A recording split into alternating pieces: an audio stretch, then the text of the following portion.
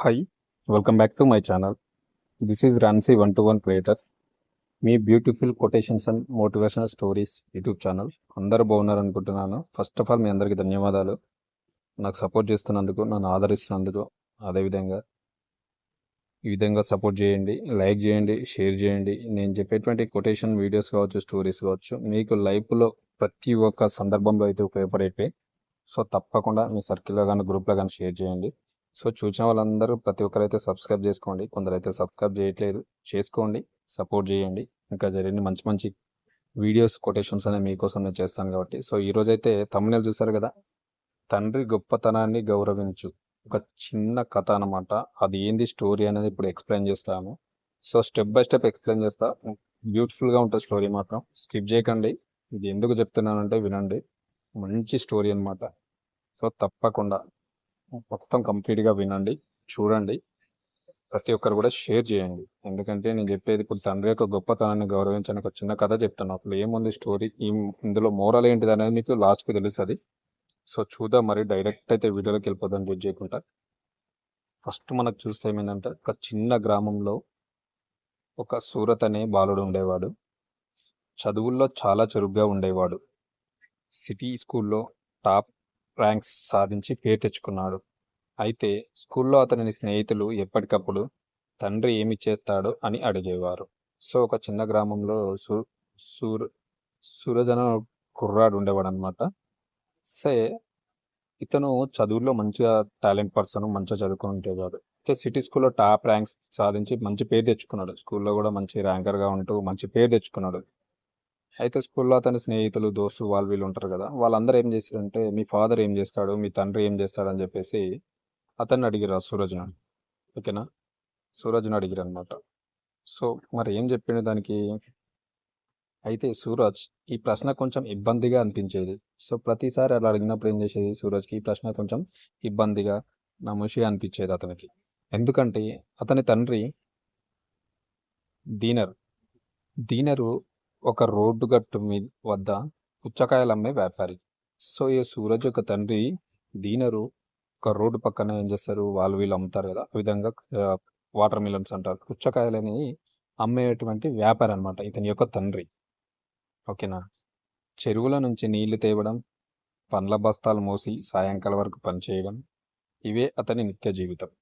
So ఇతని work ఏంటి, అక్కడ అమ్ముతాడు. అదేవిధంగా చెరువులోంచి నీళ్లు తేవాలి, పండ్ల బస్తాలు మోసి సాయంకాలం వరకు పని చేయాలి, పండ్ల బస్తాలను మోయాలి.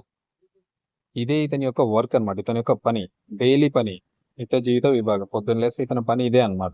ఏది, సూరజ్ యొక్క తండ్రి పని, దివాకర్ యొక్క పని ఇది. రోడ్డు పక్కన పుచ్చకాయలు అమ్మడం, అదేవిధంగా చెరువులోంచి నీళ్లు తీసుకురావడం, పండ్ల బస్తాలు మోయడం ఇతని యొక్క వర్క్ ఇది. ఈయన పని అనమాట. డైలీ రొటీన్కి ఇదే వర్క్ చేస్తూ ఉంటాడు సూరజ్ యొక్క తండ్రి దివాకర్.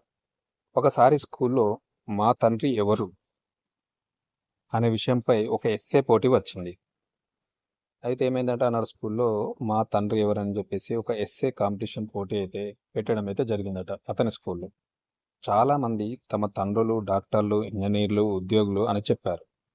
రవి మాత్రం ఎస్సే రాయకుండా ఖాళీ కాగితం ఇచ్చేశాడు.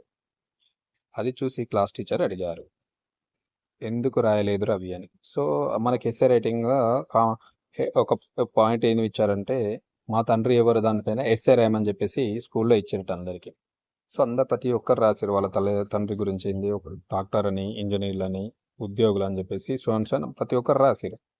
ఈ మన సూరజ్ మాత్రం ఇతని తండ్రి గురించి ఏమి రాయకుండా ఖాళీ పేపర్ను ఆ టీచర్కి ఇచ్చేసిండు అనమాట. సో ఆ పేపర్ను చూసినటువంటి క్లాస్ టీచర్ ఏమైందంటే, ఎందుకు రాయలేదు దివాకర్ అని అతను అడిగింది. మీరు ఎందుకు రాయలేదు దీని మీద, ఎస్ఏ మీద ఇన్ఫర్మేషన్ ఎందుకు రాయలేదు అని చెప్పేసి అడిగింది. దివాకర్ తండ్రి గురించి రవి రాయలేదు కదా, అప్పుడు ఆ టీచర్ సూరజ్ రాయలేదు కాబట్టి టీచర్ ఏమన్నది, అడిగితే మన సూరజ్ ఏం చెప్పిండు, సూరజ్ తల వంచి చెప్పాడు. తల కిందికి వేసుకొని దివాకర్ కొడుకు ఇలా చెప్తున్నాడు టీచర్కి ఏమని, మేడం మా నాన్న పుచ్చకాయలు అమ్ముతాడు, వాటర్ మిలన్ అమ్ముతాడు, అది గొప్ప పని అనిపించదు. సో మేడంకి ఏం చెప్పిండంటే, మేడం మా నాన్న పుచ్చకాయల వ్యాపారి, అవి అమ్ముతాడు కదా, అది ఒక గొప్ప పని నాకు అనిపించదు అని చెప్పేసి ఈ మేడంకి దివాకర్ చెప్పడం అయితే జరిగింది. సో అప్పుడు ఏమైందంటే మేడం నెమ్మదిగా నవ్వి ప్రేమగా చెప్పింది. అతనికి చెప్పింది. ఏం చెప్పింది? దివాకర్, నీ నాన్న నీ కోసం ఎండలో నిలబడి చెమటోడ్చి సంపాదిస్తున్నాడు. నీవు చదువుకుంటావని, ఎదుగుతావని అతని కల.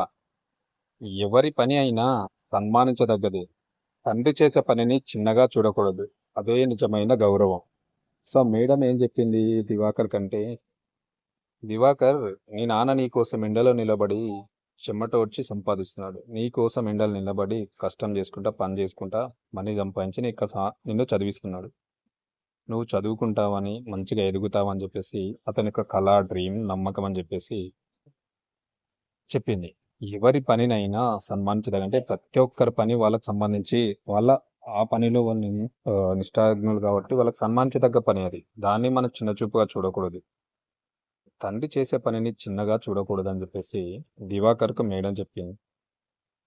అదే నిజమైన గౌరవం అని చెప్పేసి మేడం అన్నది. చిన్నగా చూడకూడదు, అదే నిజమైన గౌరవం. మనం వాళ్ళకి ఇచ్చేది, వాళ్ళ పనిలో వాళ్ళు అది సన్మానించదగ్గ పని అని చెప్పేసి దివాకర్కి మేడం అయితే చెప్పడం అయితే జరిగింది.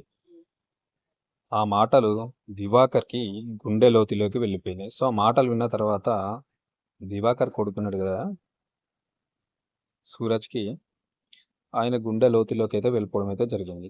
మరుసటి రోజు దివాకర్ కొత్తగా రాసిన ఎస్సే అందించాడు. సో ఆ అంతకుముందుకు పెట్టినటువంటి ఎస్సే కాంపిటీషన్ అది ఉంది కదా, మా నాన్న ఎవరని చెప్పేసి, దానికి మరుసటి రోజు ఏం చేసిందంటే ఈ యొక్క దివాకర్ అనేది మళ్ళీ ఎస్సే ఫుల్ఫిల్గా రాసేసి ఆ పేపర్ని అయితే మేడంకి అయితే అందించిండు అనమాట. మళ్ళీ రిటర్న్ మేడంకి ఇచ్చేసిండు ఆ పేపర్ని. ఓకేనా? సో ఇక్కడ ఏంటంటే మనకు నా తండ్రి నిజమైన హీరో. అతను ఏమని రాసిండు ఎస్సేలా అంటే, నా తండ్రి నిజమైన హీరో అని చెప్పేసి హెడ్డింగ్ పెట్టి రాసిండు. నా తండ్రి ఎవరు పట్టించుకొని పనిని గర్వంగా చేస్తారు. ఏమని చెప్తున్నాడు అతను? నా తండ్రి ఎవరు పట్టించుకొని పనిని గర్వంగా చేస్తాడు. అంటే మనస్ఫూర్తిగా ఆయనకు నమ్మదగ్గంగా గర్వంగా చేస్తారు. ఎండలో నిలబడి పండ్లను అమ్మి నా చదువు ఖర్చులు భరిస్తారు. ఎండలో నిలబడి పండ్లు అమ్మి నా చదువు ఖర్చులు భరిస్తారు అని చెప్పేసి రాస్తున్నాడు. ఆయన చేతులు ఖచ్చితంగా పండ్లవాడివి కాకపోవచ్చు, కానీ ఆ చేతుల్లో నాకు భవిష్యత్తు ఉంది. ఏమని చెప్తున్నాడు ఇక్కడ చూసిరా? ఆయన చేతులు ఖచ్చితంగా పండ్లవాడివి కాకపోవచ్చు, కానీ ఆ చేతుల్లోనే నాకు భవిష్యత్తు ఉంది. ఎందుకంటే అతను నిలబడే అమ్ముతేనే కదా మనీ వచ్చేది. ఆ మనీతోటే కదా వాళ్ళ అబ్బాయి చదివేది అని చెప్పి. సో అందుకోసమని ఇక్కడ కానీ ఆ చేతుల్లో నాకు భవిష్యత్తు ఉందని చెప్పేసి రాసిండు. నా తండ్రి పనిని నాకెంత గర్వంగా చెప్పాలో నాకు ఇప్పుడు తెలుసు. అప్పుడు ఏమని చెప్తున్నాడు? నా యొక్క తండ్రి పని ఎంత గర్వంగా చెప్పాలో ఇప్పుడు నాకు తెలుసు అని చెప్పేసి రాసిండు. నేను ఎంత ఎత్తుకెదిగినా నా రూటు మాత్రం ఆయన మట్టిలో ఉండే చెట్టు వలె ఉంటుంది. మనం ఎంత ఎత్తుకెదిగినప్పటికీ కూడా నా రూట్ అంటే వేరంటారు కదా, అది మాత్రం ఆయన మట్టిలో ఉండే చెట్టు వలె ఉంటుంది. ఎందుకంటే చెట్లు పైన ఎదుగుతూ ఉంటాయి, కింద రూట్స్ వాటర్ని ఇస్తేనే కదా చెట్టు పైకి ఎదిగేది. ఆ రూట్సే నా తండ్రి లాగా నాకు దాని వల్ల పనిచేస్తాడు కాబట్టి ఆ చెట్టులాగా నేను ఎదుగుతున్నా అని చెప్పేసి ఇక్కడ చెప్తున్నాడు దివాకర్ యొక్క కొడుకు సూరజ్. ఆయనకు అర్థమైన తర్వాత అలా రాశాడు వాళ్ళ తండ్రి గురించి. ఆ కథ చదివిన టీచర్ కన్నీళ్లు పెట్టలేకపోయింది. ఎందుకంటే ప్రతి ఒక్క వర్డ్ కూడా ఇంపార్టెంట్. ఇక్కడ మీకు అర్థమైందని లేదా అని చెప్తున్నాను. ఇక్కడ ఏమని చెప్తున్నాడో చూసినా లాస్ట్ వర్డ్ చూసుకున్నా, నా తండ్రి పనిని నాకెంతో గర్వంగా చెప్పాలో నాకు ఇప్పుడు తెలుసు. నేను ఎంత ఎత్తుకెదిగినా నా రూటు మాత్రం ఆయన మట్టిలో ఉండే చెట్టు వలె ఉంటుంది. సో మట్టిలో చెట్లు అయితే కింద రూట్స్ ఉంటాయో ఆ రూట్స్ వలె నా తండ్రి పైన నేను ఎంత చెట్టు ఎదిగినా కానీ రూట్స్ లేకపోతే ఎదగలేదు కదా, అలా అని చెప్పేసి వాళ్ళ నాన్న గురించి రాసిండు. అది చదివినటువంటి టీచర్ ఏం చేసిందంటే కన్నీళ్లు పెట్టుకుంది, మొత్తం ఏడ్ చేసింది అనమాట. సో ఇక్కడ మోరల్ స్టోరీ ఏంటంటే, గుర్తుపెట్టుకోండి, నీతి ఏంటంటే తండ్రి చేసే పని చిన్నది కాదు. మీరు ఎక్కడ చేరినా, మీరు ఎవరైనా ఆయన కష్టంతోనే నీ తండ్రిని. ఓకేనా? మనం ఎక్కడున్నా ఎంత ఎత్తుకెదిగినా కానీ ఆయన కష్టంతోనే. వాళ్ళు కష్టం చేసి మనం చేయించకపోతే మనం ఇంత ఎత్తుకెదగం. ఓకేనా? అది గుర్తుపెట్టుకోవాలి. అదేవిధంగా నీ తండ్రిని గర్వంగా చెప్పుకో, అది నిజమైన విజయానికి మొదటి మెట్టు. నీ తండ్రి అని చెప్పేసి అప్పటి నుంచి నువ్వు గర్వంగా చెప్పుకో, అదే నీ విజయానికి మొదటి మెట్టు అని చెప్పేసి మోరల్ స్టోరీ అన్నమాట. ఎవరైనా కానీ మీ తండ్రి ఏం చేస్తాడో పనిని నిజాయితీగా చెప్పుకోండి. నష్టమేం ఉంది. ఆయన ఆ పని చేసే కదా మిమ్మల్ని చదివించేది, పైకి తీసుకొచ్చేది. ఇప్పుడు తర్వాత డాక్టర్లు కావచ్చు, ఇంజనీర్లు కావచ్చు, బిజినెస్ మ్యాన్లు కావచ్చు, ఇంకోటి కావచ్చు. నీ తండ్రే కనుక చిన్నప్పటి నుంచి కష్టం చేసి నిన్ను చదివించకపోయి ఉంటే నువ్వు ఎక్కడ ఉండేవాడివి? అందుకని ఎవరైనా కానీ మా నాన్న ఇది చేస్తాడని చెప్పుకోవడానికి సిగ్గుపడకండి. నిజాయితీగా, నిష్పక్షపాతంగా మీ మనస్సాక్షిగా చెప్పుకోండి. మా నాన్న ఇది చేస్తాడు, మా నాన్న అది చేస్తాడు, మా నాన్న ఇది చేస్తాడు అని. ఎందుకు భయపడాలా? ఆయనే కదా కష్టపడి చదివిచ్చింది. ఆ పని చేసే కదా. ఆ పనిని చెప్పుకోవడానికి మనకెందుకు? సో ఇక్కడ మూరాలు అదే అనమాట. అర్థమైందా? తండ్రి చేసే పని చిన్నది కాదు.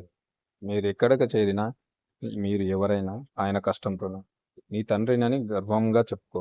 అది నీ నిజమైన విజయానికి అనేది మొదటి మెట్టు. ఎప్పుడైతే నువ్వు అలా చెప్పుకుంటావో అదే నీ విజయానికి మొదటి మెట్టు. ఎందుకంటే ఆయన ఉన్నాడు కాబట్టి ఫస్ట్ మెట్టు నువ్వు దాటుతావు, సక్సెస్ అవుతున్నావు. గుర్తుపెట్టుకోండి. ఇది స్టోరీ అనమాట. మోరల్ స్టోరీ అయితే మీ అందరికీ నచ్చింది అనుకుంటున్నాను. ఎవరైనా కానీ మీ తండ్రి గొప్పతనాన్ని గౌరవించండి. ఆయన చేసే పనిని చెప్పుకోండి. ప్రతి ఒక్కరికి నష్టం ఏం లేదు. ఎందుకంటే ఆయనే కదా ఆ పని చేసి మిమ్మల్ని చదివించేది, ఇంకోటి చేసేది. సో అదనమాట. ఈ వీడియో అంటే స్టోరీ నచ్చిందని అనుకుంటున్నాను. ప్రతి ఒక్కరికి కంపల్సరీ దీనికైతే నేను ఒక 5K లైక్స్ అయితే ఎక్స్పెక్ట్ చేస్తున్నాను. మీరు ఇవ్వండి. ఇది ప్రతి ఒక్కరు కూడా షేర్ చేయండి. అందరికీ ఉపయోగపడేటువంటి వీడియో. ఓకేనా? ప్రతి ఒక్కరికి ఉపయోగపడేటువంటి వీడియో. మీ సర్కిల్లో, గ్రూపులో ప్రతి ఒక్కరైతే షేర్ చేయండి. ఓకేనా? Thank you very much. ఇలాంటి మంచి మంచి వీడియోస్ అండ్ స్టోరీస్ కోసం అయితే నా ఛానల్ని ఫాలో అవ్వండి, సబ్స్క్రైబ్ చేసుకోండి. Thank you very much.